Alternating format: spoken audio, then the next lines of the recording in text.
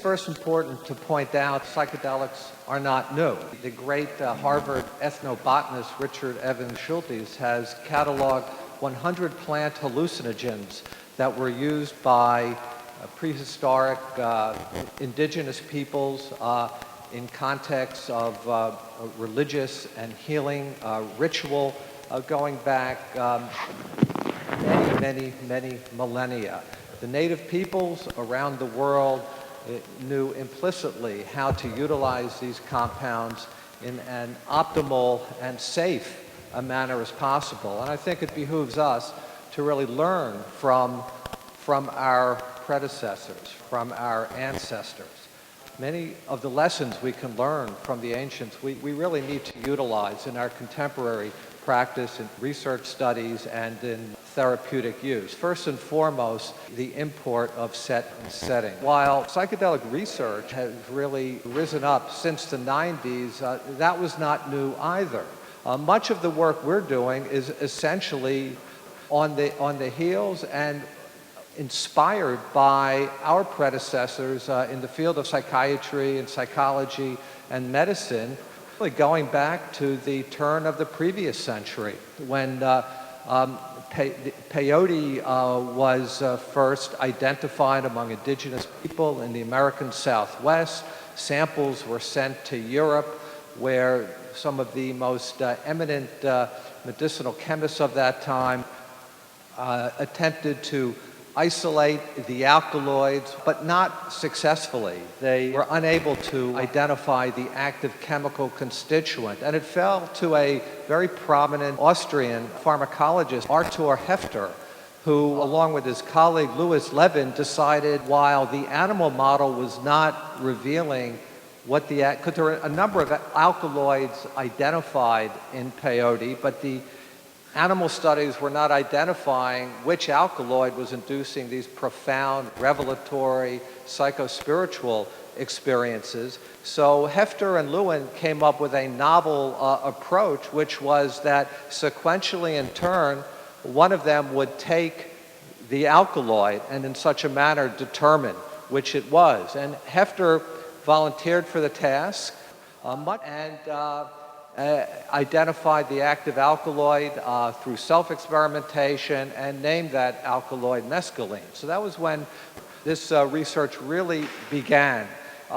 Further studies were done in the 20s, also by Louis Lewin.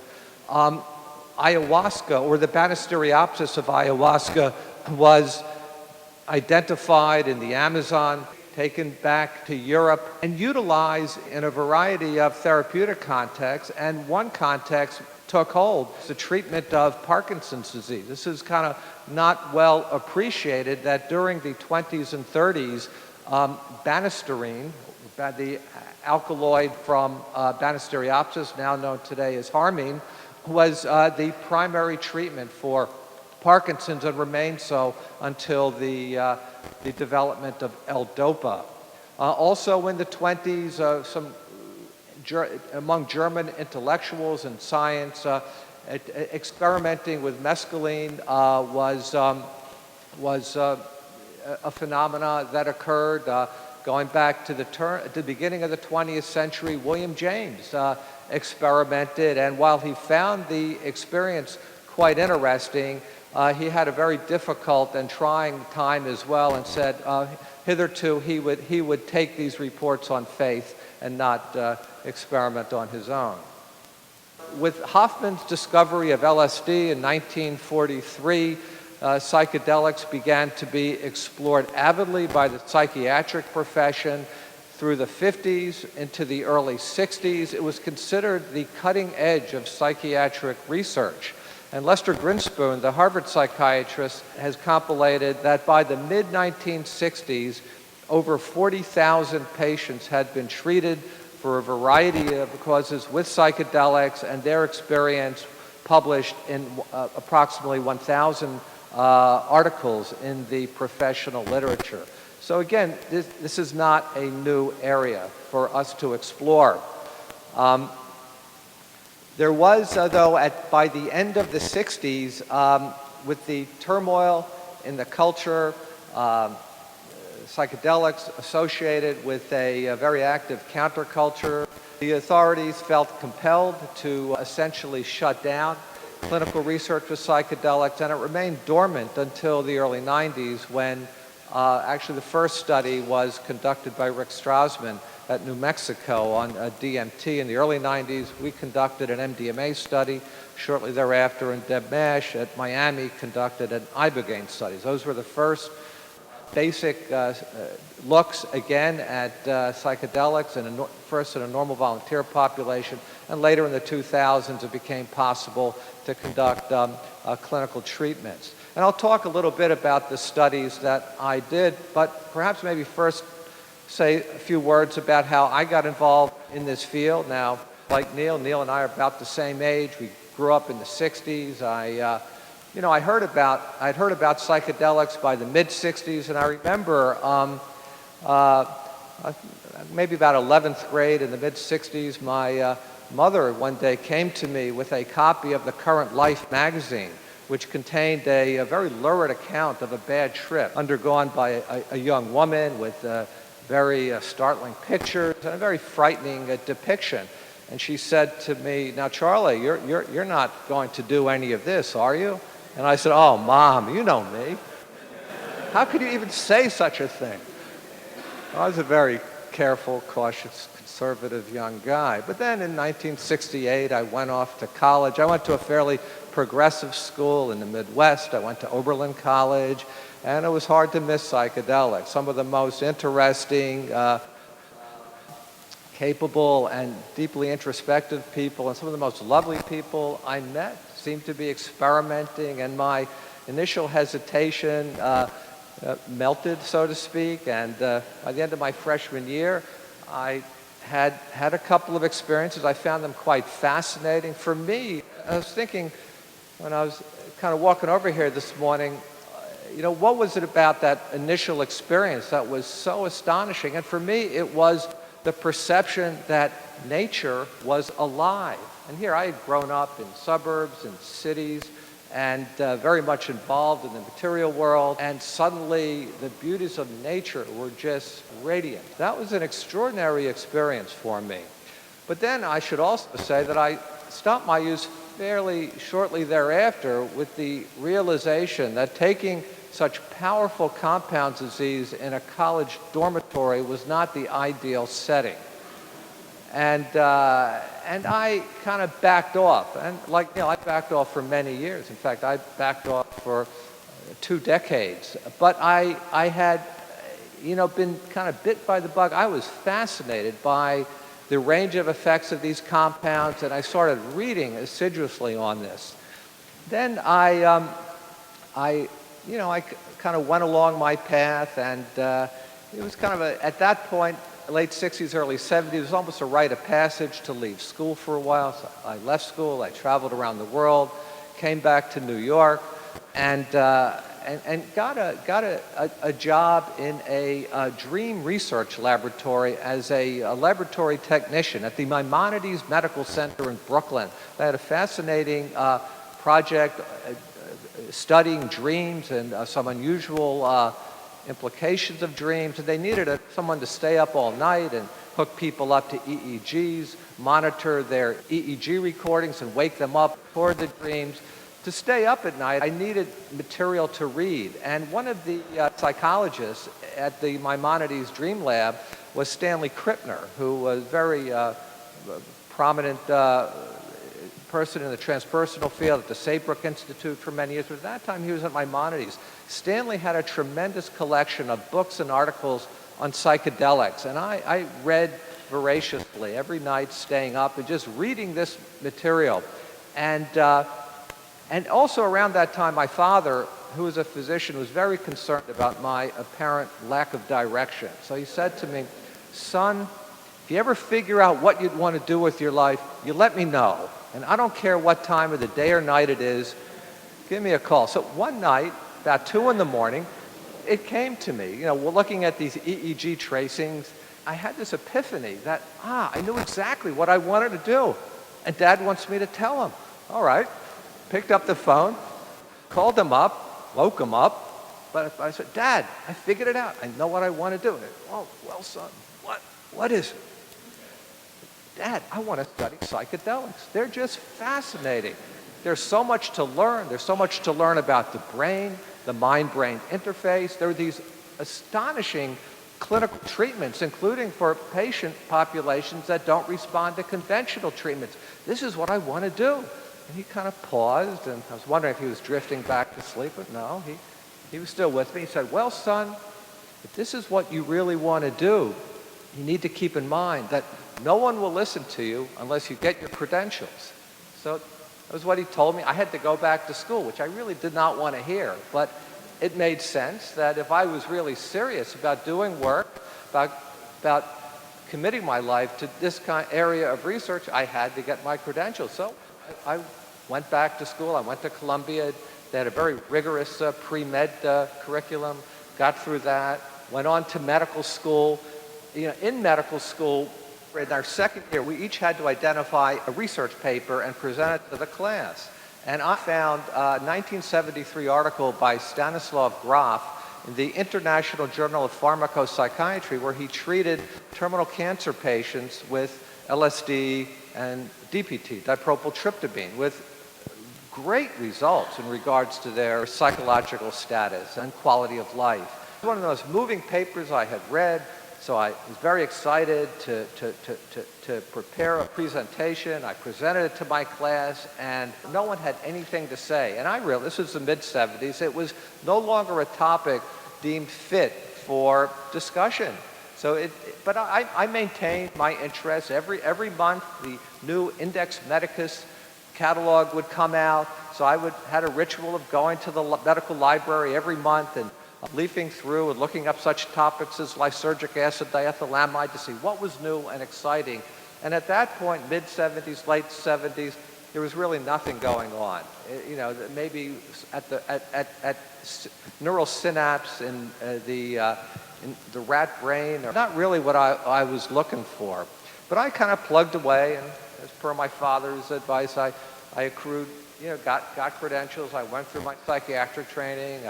I realized I really enjoyed working with young people, so I trained in child psychiatry, and then I was at Johns Hopkins at that point. I stayed on the faculty for a number of years, and then eventually moved out to the University of California, where in the late 1980s, I made the acquaintance of Roger Walsh, who was an eminent psychiatrist, a leader in the transpersonal field. And by that time, I was fairly disillusioned with the practice of mainstream psychiatry, kind of going on about that with Roger. I just kind of come out there, didn't know him that well, really didn't even know what the range of his interests were.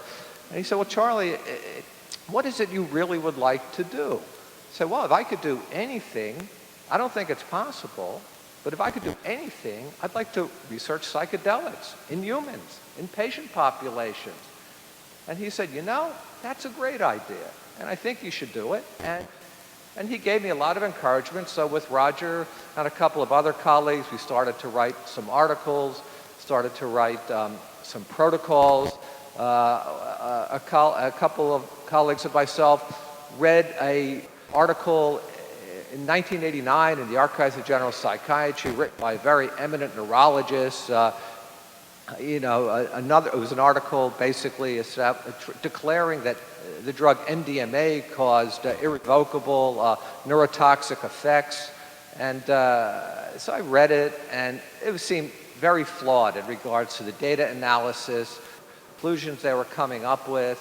So we wrote a letter to the editor. It was published, and shortly after it was published, I got a telephone call from someone I didn't know, but he introduced himself as Rick Doblin, and he said, well, you know, I'm just happened to be in Los Angeles, because I was at the University of California by then, and how about if we talk? So Rick came by, and he said, you know, you don't know the least of the problems of that study, because Rick had been involved with helping the investigator recruit subjects, and what Rick had, I won't go into the details, but Rick had to tell me, indicated that it was far more. There was a pre-selection bias with subjects, and the whole thing was flawed from beginning to end, which made me gratified that we had written the letter to the editor, and subsequently I wrote some other articles critiquing the neurotoxicity hypothesis. But Rick offered me some funding to conduct the first phase 1 study with MDMA, which I agreed to do. By then, I had gone up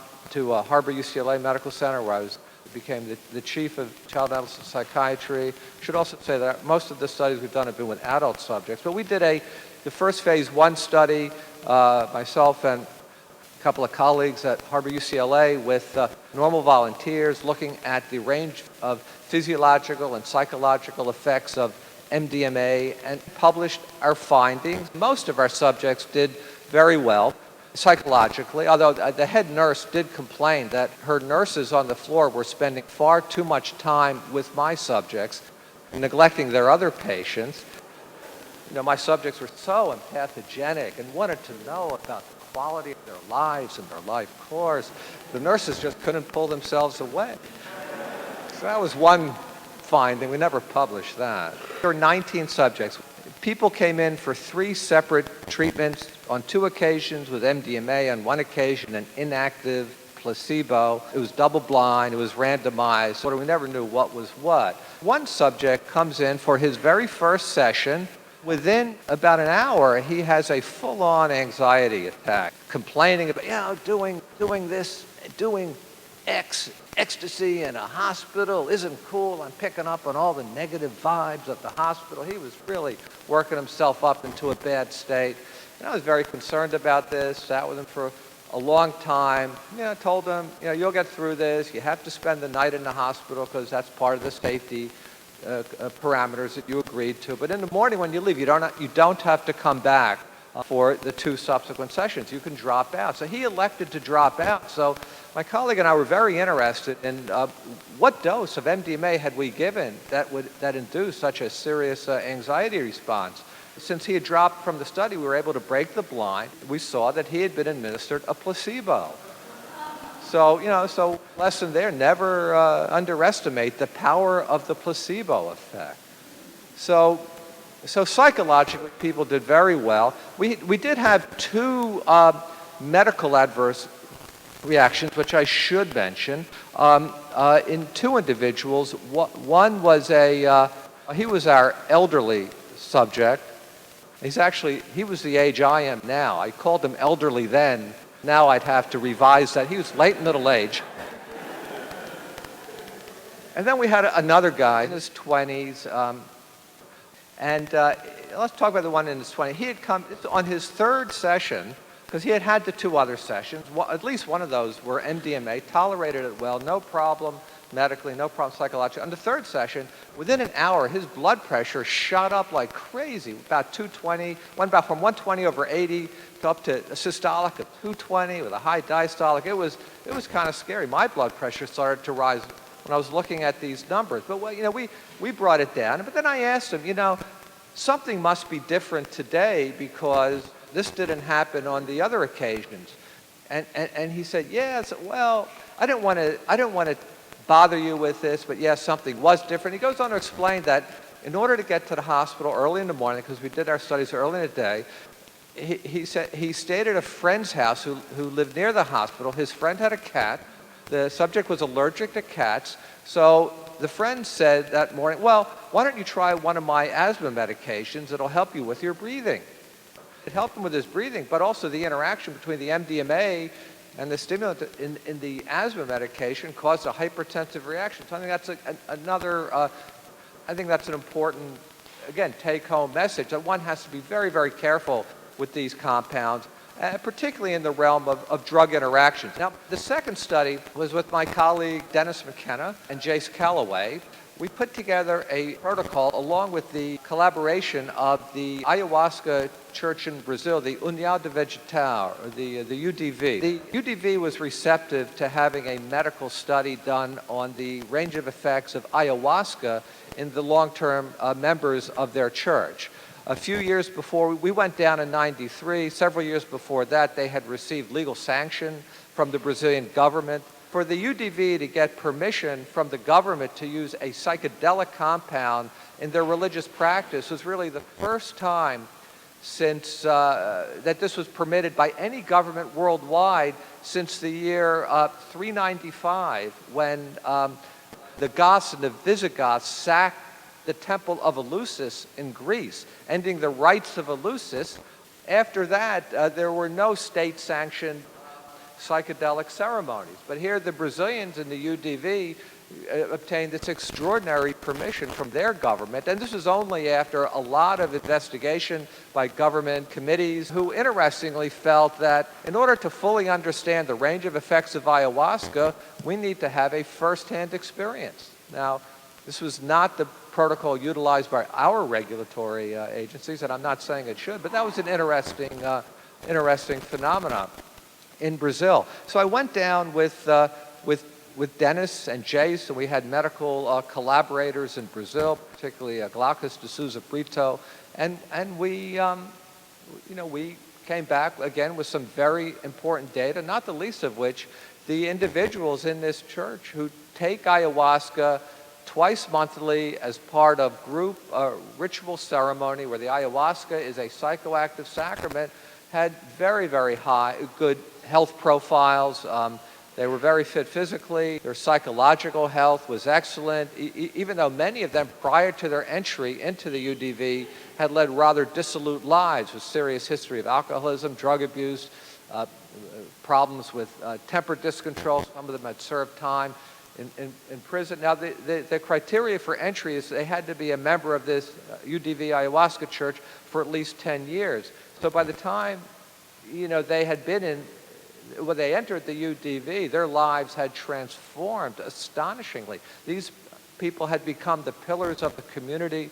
They were very successful. It was really quite an extraordinary phenomenon.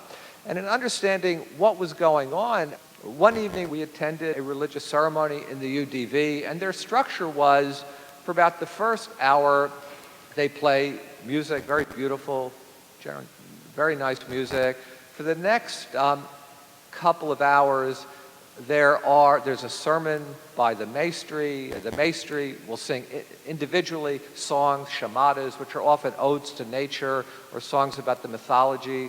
And then the final hour is kind of a Q&A or comments from the congregation. People ask for permission, they stand up, they talk about whatever they want to talk about, or they ask questions. Now, on that particular evening, there was a very active dialogue going back and forth between members of the congregation and the maestries. And at that point, my Portuguese wasn't very good, and I had a woman who was an interpreter, and she had kind of lapsed off into silence. And I felt I really wanted to understand what was going on with this rapid exchange. Maybe this could help me understand the range of effects that ayahuasca induces. So she told me what they're talking about is how important it is that if you say you're going to be someplace at a certain time, you be there. I thought, whoa, this is incredible. These compounds induce these very powerful hypersuggestible effects, and they're getting these messages of responsibility. Be responsible at your work, follow through with your commitments, be good parents to your children, be respectful to your parents, treat your spouse properly. Amazing messages as to how to conduct one's life in an ethical and optimal manner as possible. And the results were these individuals that we interviewed in depth who seemed to have transformed their lives. So again, a very important lesson. And a very important lesson also in setting, what someone brings into the experience, what their intention is, setting, where they're taking it, who they're taking it with, what the structure is.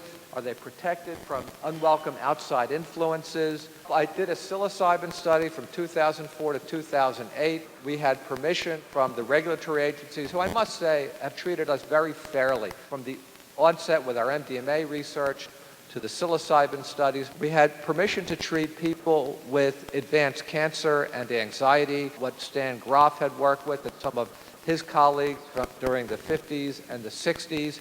And we treated 12 people with advanced cancer who had very severe anxiety, depression, demoralization. We treated them with one moderate dose psilocybin session. They also got a placebo. It was double-blind, randomized, but they got one of each. And we got great results.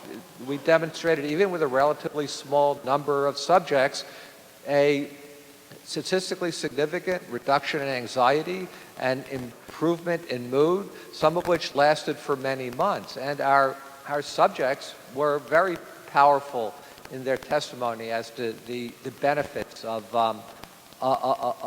this treatment. The model was we had subjects lying in bed. We used the Grob model that with wearing eye shades, headphones set up to a CD player. We had some good music playing, and the instruction would just go as deeply as possible into the experience. We did a lot of preparatory therapy with them. We established good rapport, and we checked in every hour to do a blood pressure, ask what's going on. But mostly I wanted them to go deeply in the experience, telling them a lot of time later afterwards at the end of the session and in subsequent days and weeks to process and to integrate this experience. We had this one woman, usually the onset is after 1 hour. She was psychedelic naive. After 1 hour, nothing was going on. This is her second session. I was sure the first session was a placebo, so I was expecting something to happen. Nothing happened after hour 2. Nothing was going on after hour 3. I kept telling, okay, put the shades, headphones back on, something will happen. And when she said at hour 4 that nothing was going on, I said to I had one of our psychiatry residents who was a co-investigator, who was in charge of the music. I said, you know, the music you're playing is just a little too gentle. We need something with a little more oomph to it, really impact a little bit more. So he says, well, nothing up here, but in my car I have Dead Can Dance. Oh, that's good. That's really good. Get that. So he races down to the parking, gets the seat, puts it in, and within 5 minutes, the floodgates had opened. She was tears streaming down. She was sobbing and sobbing. I didn't interrupt her till the next hour point, but I'm thinking in my mind, okay, she's crying because she's getting in touch with her imminent demise and mourning her anticipated death. But when I asked her at the next hour point what was going on, I found that wasn't it at all. She said she was almost in a reverie state, having a vision and seeing her father, who had passed away many years before, and she said, you know, my dad and I, we really loved each other, but we never could say that. We could never say, I love you. And in my experience, I was crying because of that lost opportunity that we could never say to one another that we loved each other. And she talked about how she corrected that. She remedied that in her vision, the reverie she was going through. And that was quite extraordinary. Afterwards, her anxiety dissipated, her mood improved. She had been on an SSRI antidepressant, had gone off for the study, had planned to go back on, but afterwards did not feel a need to go back on. So that's just one example. We published our findings in January 2011 in the Archives of General Psychiatry. It's rated as the #1 impact journal in the field of psychiatry. So we were very gratified that we got it in the leading journal in psychiatry. And so it means we're being taken seriously. This field is being respected by our peers, our colleagues, and there's growing interest as well. And I truly believe that this field is ready to take off. There have been 2 other studies that have started after our study, which are still ongoing. A very similar model, working with advanced cancer patients with anxiety. One is local at NYU, another at Hopkins. Both these groups are doing outstanding work, and the hope is that we'll be able to continue this work into the future, perhaps also with treating individuals with serious medical illness, potentially fatal medical illness, even apart from cancer. I'm exploring this right now with some colleagues at my hospital. I'm a psychiatrist. I'm a child and adolescent psychiatrist. I see lots and lots of people, including people sometimes come to me with adverse experiences, and I think this community needs to take this seriously. So does the medical community have to take seriously what's going on, and not in a sensationalist manner, not what the kind of stories that we heard in the 60s, which would arouse people's anxiety and lead to a repression of this area. We simply need to take this seriously. Phenomena like HPPD, hallucinogen persistent perceptual disorder, a true phenomenon, particularly individuals who've taken a great deal of compounds under adverse circumstances. Drug interactions. Jace Calloway and I published a paper some years ago on adverse interactions between ayahuasca and SSRI antidepressants, which can induce a serotonin syndrome, potentially very serious condition. And also the need always to be attentive to set and setting. I've heard some, very, worrisome stories from people about how foolishly and unwisely these compounds can be utilized. So I think it behooves everyone who has any interest in this area at all to fully understand the set and setting phenomena. Ralph Metzner, one of the pioneers in this field, with his colleagues first identified how imperative set and setting was, and really taking it back to our predecessors, who also knew that set and setting was critical for outcome, reaching the goals that they're going for, and also minimizing the likelihood of harm. Minimization of harm will allow us to explore optimal value, and really these are extraordinary compounds.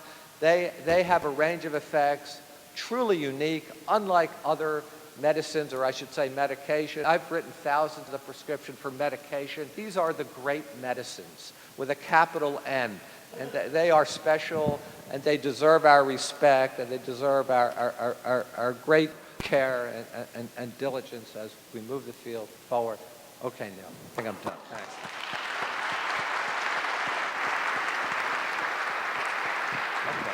What is next for you? There's so much to do, so little time. One thing I like to do is to educate, help facilitate younger people embark on career paths that will allow them to work in safe and sanctioned contexts with these compounds, because you guys really are the future. Otherwise, I'd be interested in doing more work with advanced cancer anxiety. The rate-limiting factor is not the regulatory agency, it's funding. There's no government funding to speak of. Also, I'm on the board of the Hefter Research Institute. Hefter recently has helped to develop and fund a study at the University of New Mexico to treat chronic alcoholics with a psilocybin treatment model, and this is one of the most exciting areas. One of the great values of psychedelic treatment was it had seemingly a capability of successfully treating patient populations with conditions that are refractory or non-responsive to conventional treatment. Michael Bogenschutz is going down that road. I also want to acknowledge Michael Mithofer's work through MAPS with PTSD. I've suffered from depression my whole life and got a fair amount of relief through experiencing traditional psychedelics. One thing that I didn't really notice is that a lot of my actions have been characterized by nervous habits. I had never tried MDMA, and I tried it once. And afterward, I found myself, for the first time in my life, not biting my nails. It's going back to psilocybin. I've been able to get a hold of that habit again. What other experiences people have recounted about habits in their life that maybe they became aware of and able to control as a result of that? Yes, certainly there are anecdotal accounts reflecting the same kind of content. A very important study done 6-7 years ago at the University of Arizona with Francisco Moreno. He had a protocol. He had permission to treat people with obsessive compulsive disorder with psilocybin, and he found what he described as acute, robust, positive response to a one-dose psilocybin treatment. But again, unfortunately, he's not been able to continue his work because of lack of funding. So yeah, I mean, these are interesting reports. I should also mention MDMA, I think, has a very important therapeutic potential. Michael Mithofer's work reflects that, but I do have concerns about MDMA or ecstasy as a lifestyle drug. There are problems there, not the least of which is drug substitution. So, buyer beware, user beware, and caution is the byword of the day. A friend recently had a really long, dark trip, and one of the reasons suggested was that they were vegetarian and about a vitamin B12 deficiency. Have you had experience with having to be wary about vegetarians and facilitating psychedelic states? I haven't considered that. A lack of B12 can be a problem in general. It can cause pernicious anemia. What about other non-psychological or non-psychedelic factors like exercise, yoga, menstrual cycle? Cultures who have used plant hallucinogens,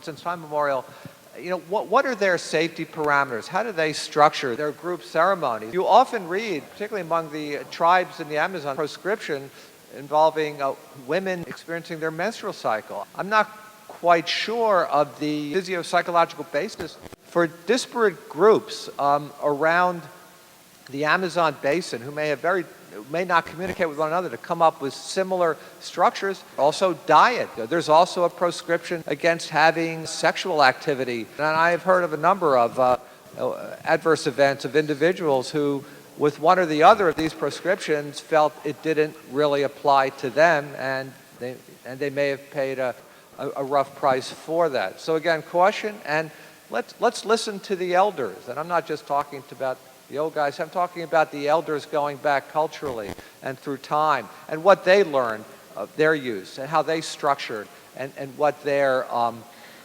rules were for optimizing outcome and minimizing harm. Many people who've had experience with psychedelics have realized the potential value of them.